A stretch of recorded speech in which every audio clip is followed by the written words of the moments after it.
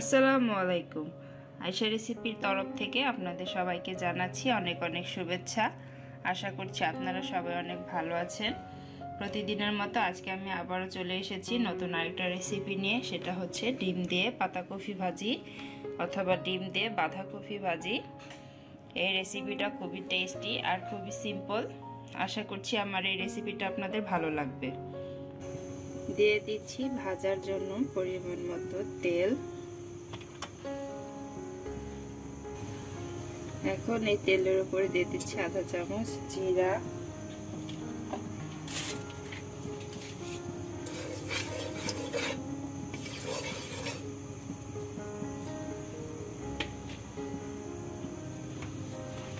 এখন দিয়ে দিচ্ছি পেঁয়াজ আর কাঁচামরিচ,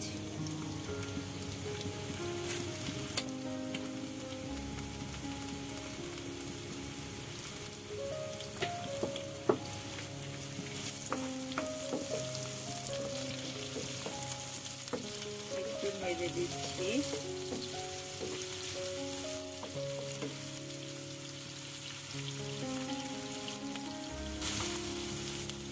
দিয়ে দিচ্ছি পরিমাণ মতো লবণ,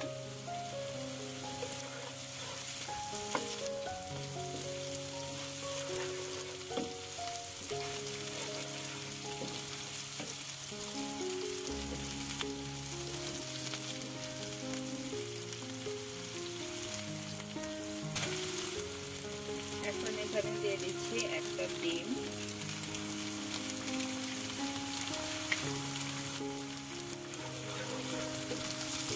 ডিমটাকে পেঁয়াজের সাথে ভালো করে ভেজে নিচ্ছি।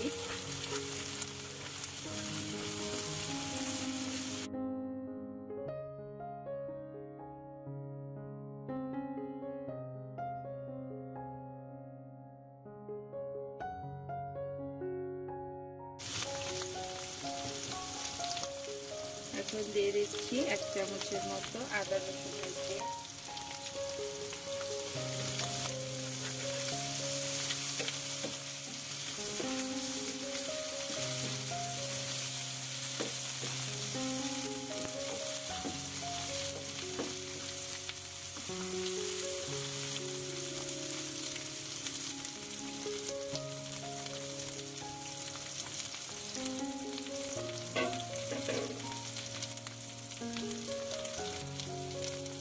এখন এখানে দিয়ে দিচ্ছি বাঁধাকপি। আমি বাঁধাকপিগুলোকে কেটে সামান্য পানি দিয়ে ভাপ দিয়ে নিয়েছি।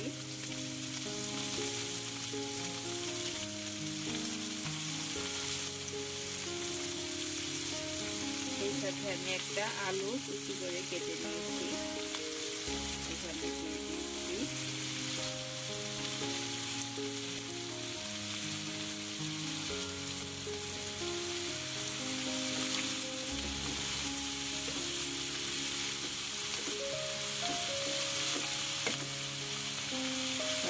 একটু নেড়ে দিচ্ছি।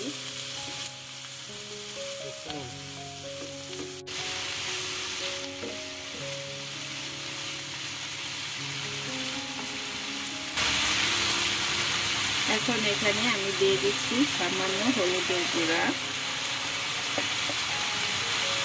সামান্য ধনিয়া গুঁড়া,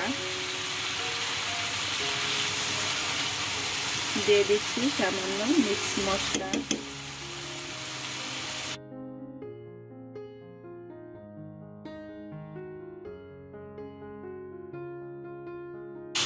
এখন সবকিছু ভালো করে মিক্স করে নিচ্ছি।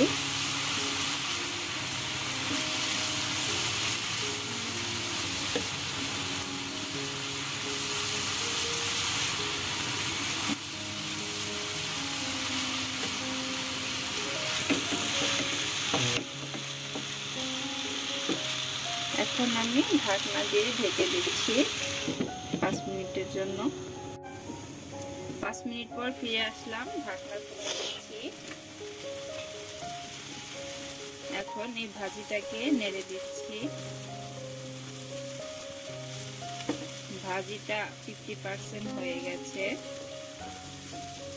আর যেহেতু আমি পাতাকপিটাকে একটু বয়েল করে নিয়েছি,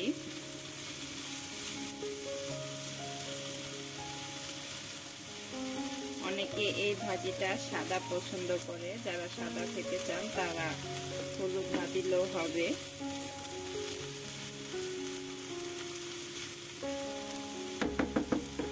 এখন এভাবেই আমি 5 মিনিট ফ্রাই করে নিচ্ছি, মাঝে মধ্যে নেড়ে দেব।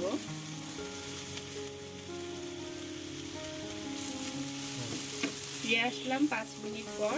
দেখতে পাচ্ছেন ভাজিটা একদম হয়ে গেছে।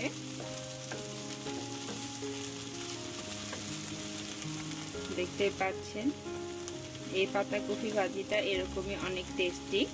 তো আমি এখন ভাজিটাকে চুলা থেকে নামিয়ে নেব।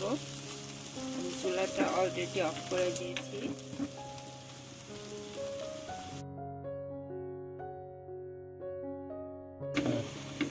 ভাজিটাকে এখন আমি নামিয়ে নিচ্ছি।